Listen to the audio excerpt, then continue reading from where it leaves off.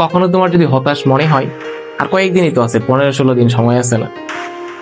কখনো যদি খুব বেশি হতাশ হয়ে যাও যে আমি কি পারবো কিনা, বা এই যে পরিশ্রম করতেছি এটার আসলে লাভটা কি, তখন আমি তোমাকে বলবো তুমি রেজাল্টের সিনারিওটা, রেজাল্টের যে মোমেন্টটা সেটা তোমার ভিজুয়ালাইজ করার চেষ্টা করিও, সেটা চোখের মাঝে ভাসানোর চেষ্টা করিও।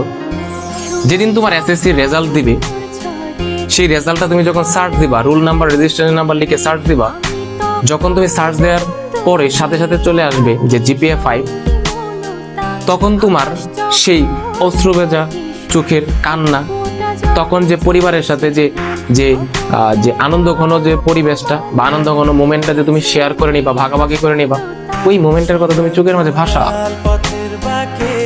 আমি যখন এইচএসসি তে A+ পাইছিলাম, আমার মনে আছে আমি A+টা পাওয়ার পরে আমি দৌড় দিয়ে বাড়িতে আসছিলাম, আমি আম্মারা বলছি যে আম্মা আমি তো A+ পাই গেছি। আব্বা ওই দিন তোমার হচ্ছে ধান রোপণের সময় ছিল, আব্বা ধান রোপণ করতেছিল, আব্বা আমারে রেজাল্টের পরে আমি যখন বলছি, পরে ঘরে এসে বলছিল আমি যখন মানে বন্ধে জমিতে যখন ধান রোপণ করতেছিলাম, আমার মানে এক একটার মানে ধানগুলা আমি রোপণ করতে পারতেছিলাম না, ধানের চারাগুলা, যে কি রেজাল্ট মেনে আসে, কি রেজাল্ট মেনে আসে। আর আমি যখন ফোন দিয়ে শোনাইছি যে আব্বা আমি তো A+ পেয়ে ফেলছি এইচএসসি তে, আব্বা নিজেও কান্না করে দিছে, আমি তো কান্না করছি।